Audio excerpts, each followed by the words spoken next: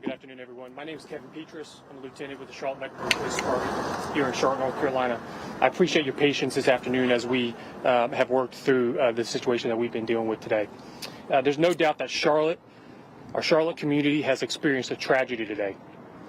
And it's one that, as a law enforcement community, we always know is possible, but we never expect. It never gets easier. We're going to do our best to answer your questions today, to provide details, to be transparent about the events of this afternoon, but I do implore you to understand that we're dealing with a tragic loss of life today. And that loss of life is very fresh.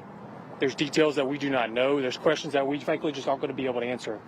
We will take your questions, but first, the Chief of Police for the Charlotte Mecklenburg Police Department, Johnny Jennings, is going to come and give you some information and share his thoughts. I'll spell that for you. Johnny is Johnnny. Last name is Jennings, Jennings. After Chief Jennings, the mayor of the city of Charlotte, Vi Lyles, is going to come and share her thoughts. Vi, V-I, Lyles, L-Y-L-E-S. Chief. Thank you, Lieutenant.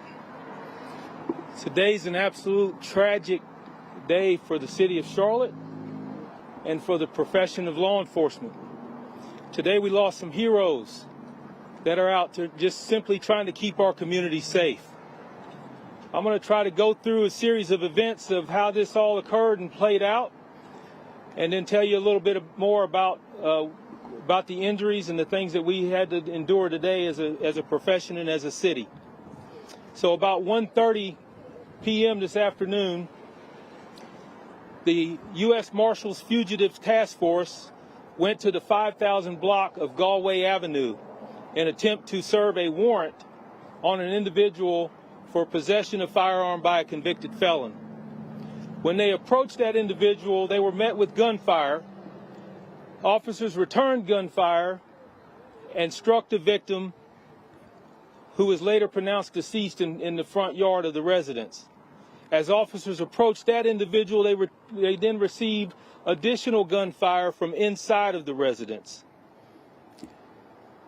So after a long standoff, we were able to clear this residence and confirm that there were 2 additional people inside. They were both brought to the police station as persons of interest, and we're trying to determine now what exactly occurred inside of the residence.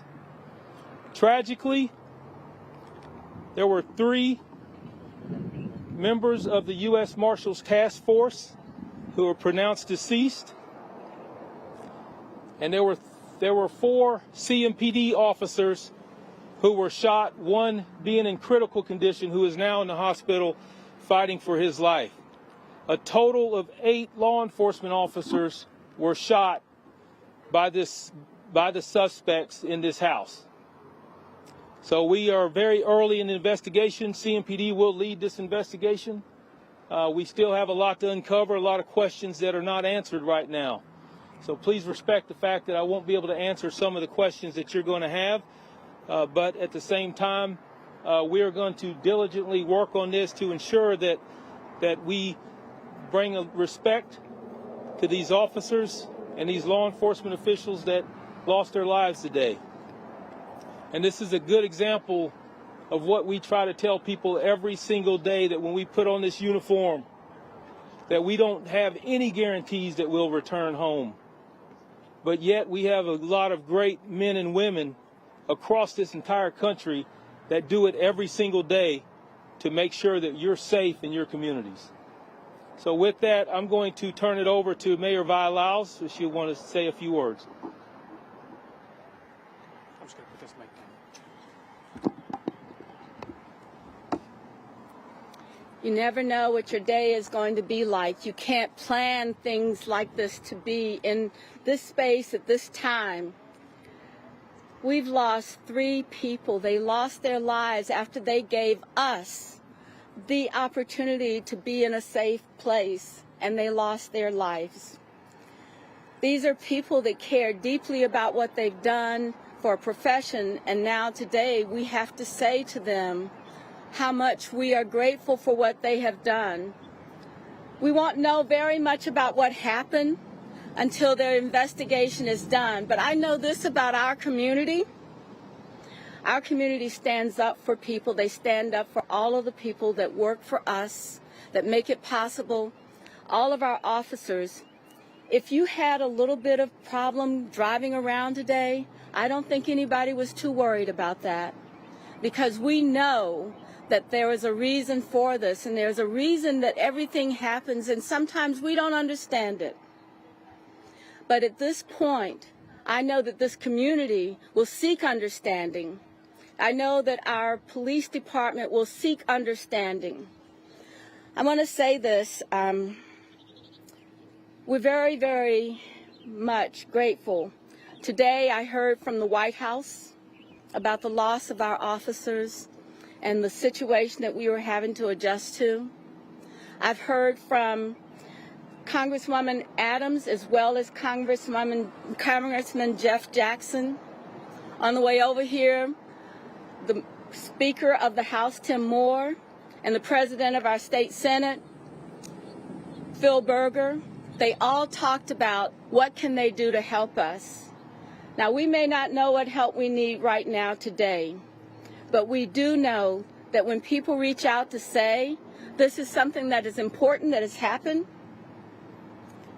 and they want to be a part of whatever we do, because there will be a time that we will commemorate these people that lost their lives. You think about it. Your father, your husband, your friend, your neighbor, all of them were one person like that. And today they're not going home. You know, 3 people lost their lives today. And the most that I can ask of our community is that we honor and respect them for all the work that they've done, all the work that we will do to make it possible for our city to be safer. Every one of us wants to be in a situation where you get up this morning and get to come back home. And someone didn't today. Keep your prayers, keep your faith. Make sure that these officers who have families have people to reach out and hold them up, because they will need this. And we are a city that will make it possible for them to be this way, to be able to live and know that we honor and respect the loss that they have. Thank you very much for this time. Thank you, Mayor. I want to take just a moment just to clarify. There was a total of 4 CMPD officers that were struck by gunfire today, and 4 task force officers. So that's a total of 8 law enforcement officers who were struck by gunfire today. I want to take a minute to recognize the people standing behind us here today. The first responder community, the government organizations that stand behind me. This is a community within the community, and it's incredible the bond that we have, and it's demonstrated in no other way like it is in moments of crisis and in moments of tragedy like the one that occurred today. So to recognize the people that are with me today, we have the Charlotte Fire Department, Medic, Department of Homeland Security, Federal Bureau of Investigation, Department of Alcohol, Tobacco, Firearms, U.S. Marshals, Mecklenburg County District Attorney's Office, North Carolina Highway Patrol, and I sure hope I didn't leave anybody off the list. But for on their behalf, I want to thank you for being here, and on behalf of all the men and women that they represent who answer the call, especially when tragedy strikes, I want to thank them. Any questions that you have, Chief Jennings and Mayor Lyers are available.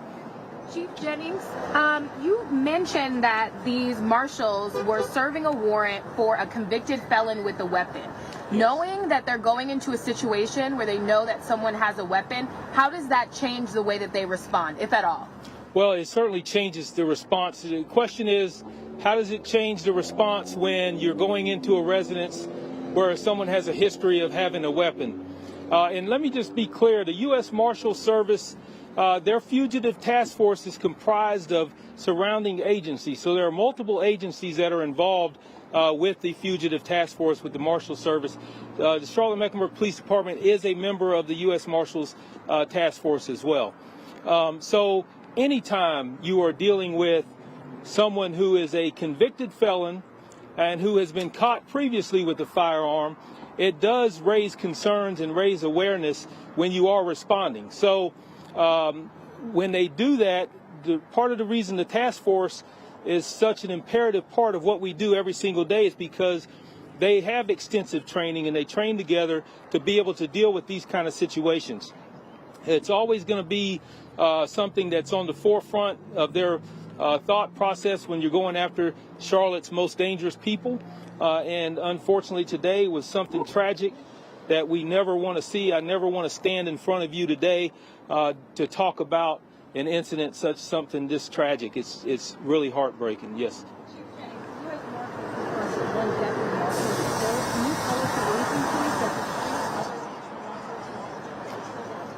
You know, I'm not ready to tell you all of the agencies. What I can confirm is that 4 CMPD officers were shot. 1 CMPD officer is in very critical condition at this point. We do have to make sure that family members and all of them are notified, so I'm not going to release which agencies they were with the task force. So the question is the number of shooters. Right now, we believe there are 2 shooters involved. Again, we have 2 people of interest at the police station that are being questioned right now. And we have confirmed that the individual that was set up, that we were serving the warrant on, was the individual who fired the initial shots and was deceased in the front yard at the end of all of this. So, besides the one in critical condition, how are the other 3 of your officers doing right now? The other officers, besides the officer that's in critical condition, the other officers are stable.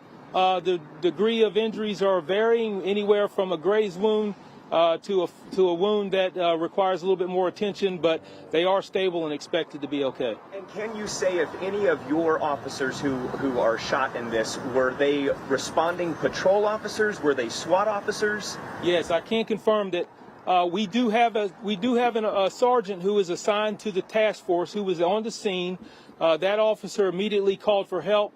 The 3 officers or the 4 officers that were shot are officers who were responding to the scene. Chief Jennings, I'll get to you. Yes, sir.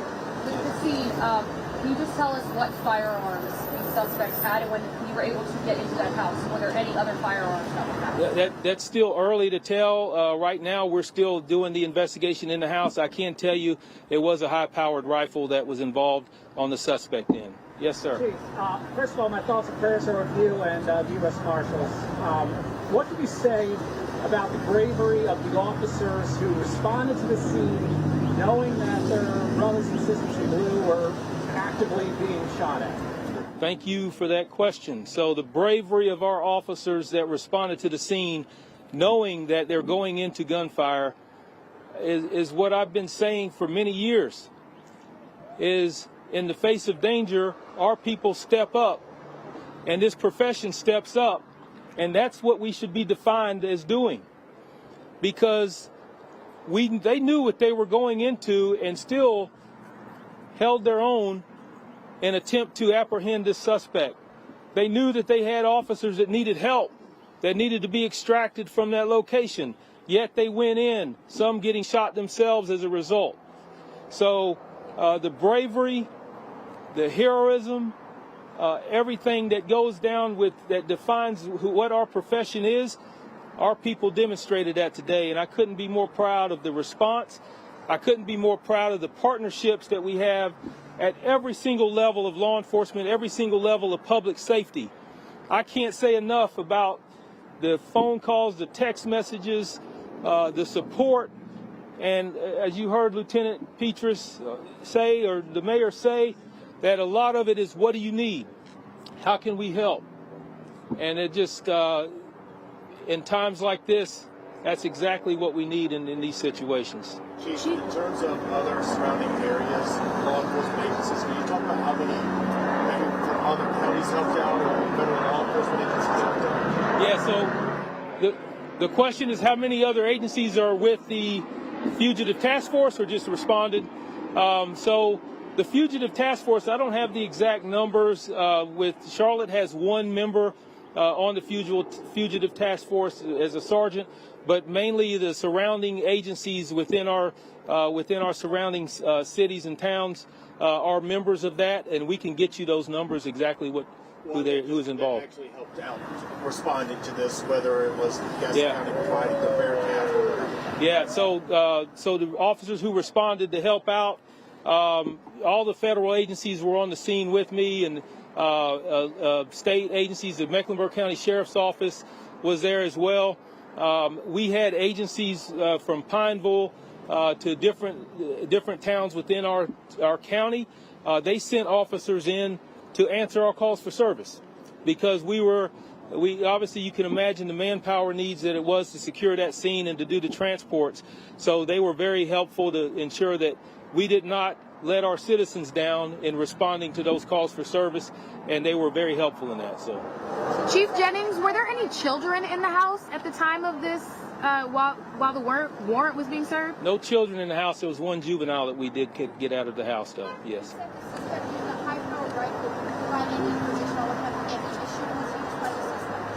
Not right now. The type of ammunition, that's still part of the investigation. All of that will have to be looked at as far as when we get into the house. Also recover any projectiles that might have been taken out as treatment to the officers. So there's a lot that we still have to uncover. We're not there yet. Can you speak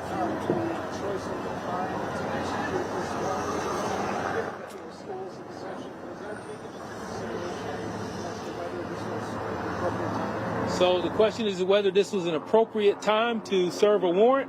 I will tell you. Hold on.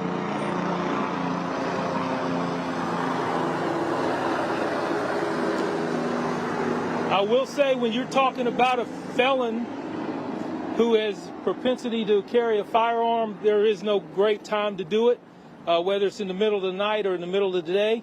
The interest in the fugitive task force was to ensure that this person was brought to justice and taken off the streets. And unfortunately, he decided that he was going to respond to that by gunfire at our officers. Yes, ma'am. Do you have any prior histories or calls regarding this place of residence? I do not right now, but the history of this residence, the history of the individual, all of that will be released very soon. We're going to try to get that information out. We do have a lot of family notifications that we have to make in order to provide more information to each and every one of you about this individual. So.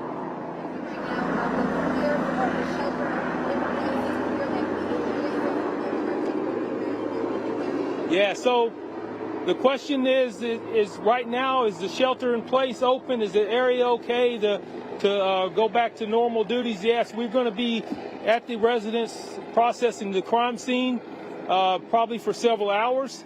But as far as the lockdowns and closure of roads and all of that, we have opened that back up. The house has been secured by our officers, has been cleared, and now comes the tedious task of ensuring that we collect the evidence and process the scene. Yes. You said one suspect was shot in that front yard. You mentioned there were two more people inside that house that are now in custody. Are one of those two people the additional shooter, or was there a second victim, or one of those suspects that was shot? Yeah, so the question is about the two other individuals who came out of the house later.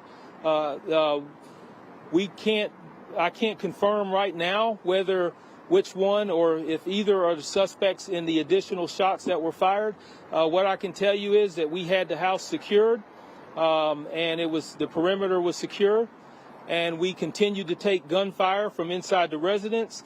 And after we cleared the residence, there were only two individuals that came out, one 17-year-old juvenile, and then another female who was taken out as well. So just to confirm, there is only one suspect that is deceased. One suspect is deceased, yes. Chief, do you know, and I hate to ask this, do you know if this is the deadliest law enforcement day that Mecklenburg County or Charlotte has seen? I cannot. I've been with the Charlotte Mecklenburg Police Department for 32 years. I can't remember an incident where 3 law enforcement officers were, and also 3 that were killed in the same incident, as well as 1 in critical condition and additional that were shot and injured. So To me, it's the most tragic one that I've been involved in. I don't know historically. I can't imagine that there's one that's any worse than what we're seeing today. Chief, what are the questions that your investigators will be working to answer in the coming days, weeks, months? Well, a lot of the questions that need to be answered, we don't even know what those questions are right now. We have to get a full understanding of why this occurred. And also to uphold the integrity of the investigation, we want to make sure that we check all the boxes that we need to so that we can get a full prosecution in this case if and when it comes down to that. We know some answers, but we still have many that we have to clear up and many that we have to continue to work on until we can really lock down what happened, who was involved, and move on from there. So, Governor Warren Cooper posted on social media that he reached out to your department. Have you had that conversation with him? And if so, what was talked about? I did. I spoke with the governor earlier today. He basically asked me, what do I need? He's here to support. Certainly appreciative of the phone call with him. Unfortunately, I know he would be here if he could right now. He's on his way to come and speak with us, but I did speak with him this afternoon. Chief, while our prayers are for the families and the community, I am a East Charlotte resident since 1975. I appreciate what the police officers do in our community. Speaking on behalf of the East Charlotte community, I'm prayerful that there will be an increase of the police presence in our area, in East Charlotte. Yeah, thank you for that. At this point, I'm concerned mainly with taking care of the officers, taking care of their families, and all of that comes into play later on how do we respond to this community. But want to make sure the community knows that we're going to continue to keep them safe. We got a lot of brave men and women out there that are going to continue working in that neighborhood, and they're going to continue to work in the best interest of our community and our citizens. So, yes, I'll take 3 more questions. Yeah. Of the CMPD officers who responded and are injured, how many of those officers were part of that U.S. Marshals task force, and how many were responding to shots that were fired? Okay, all of the officers from CMPD that were injured were responding to the scene. The one sergeant that we have assigned to the task force was not injured. Yes. What is that total number of officers that served the warrant? I don't know how many total officers were there serving the warrant, so I don't have that. That's from the U.S. Marshals task force that they had a contingency of their task force out there doing this warrant service. Yes. My condolences for you and the police force. I definitely feel like this is a bad, tragic situation that should never take place. In regards to law enforcement and just citizens throughout the state, what do you think would be a beneficial step that can be taken between relations between police enforcement and whether it could be just citizens, felons, or whatever the case may be? What could be done to bridge the gap so a level of the situation will never take place? Well, I'll be honest with you, whatever gap there is, this level should never get to this place, right? I mean, you can have all the hate in your heart that you possibly can have. That should never result in taking a life, and much less taking multiple lives. So the Charlotte-Mecklenburg Police Department and every agency you see behind me has a priority to continue to make sure that we have the best community relationships that we possibly can. But a lot of that also means that we have to be met halfway on certain things. So we're going to continue to do that. And like I said, we're going to continue to keep your community safe. So thank you. That's all I'll answer for now. So thank you. All right, thank you all for being here. We do need your support, and we do need your prayers, both for our officers and the other officers involved, and for their families, and for those impacted in our community in other different ways. So stay tuned to CMPD Public Affairs, our social media channels and press releases that we're going to be putting out. We'll keep you up to date on all the information that we have as we get it. Thank you. We do need your support, and we do need your prayers, both for our officers and the other officers involved, and for their families, and for those impacted in our community in other different ways. So stay tuned to CMPD Public Affairs, our social media channels and press releases that we're going to be putting out. We'll keep you up to date on all the information that